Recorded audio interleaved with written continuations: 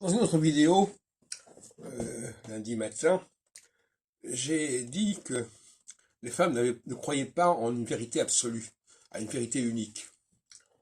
Elles croyaient à une diversité de vérités.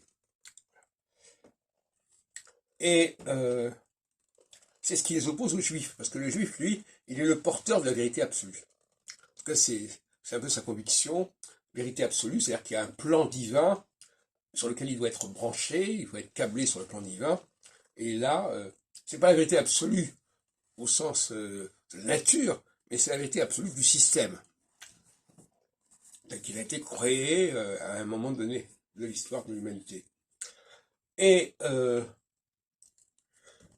certaine manière, on peut dire aussi que la Terre, puisque on dit le ciel et la Terre est en rapport avec la Lune qui est le satellite de la Terre, justement, et avec la femme, et Saturne, c'est le Shamaïm, c'est le ciel.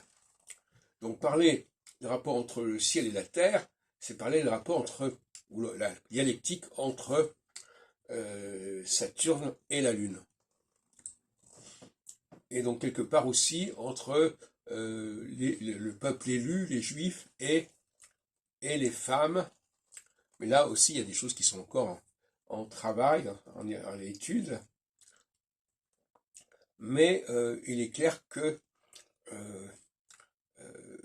les femmes sont beaucoup plus terriennes que les hommes sur ce plan-là, parce que c'est quelque chose qui s'est constitué, que les hommes ont eux-mêmes constitué.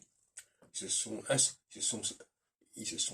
ont utilisé le cycle de la Lune, qui devait exister dès le départ, et ensuite on a créé à un autre niveau, pas eux, mais enfin les extraterrestres, si on veut, on crée un cycle saturnien qui est en symétrie, enfin qui est en parallèle, qui est en analogie avec le cycle lunaire.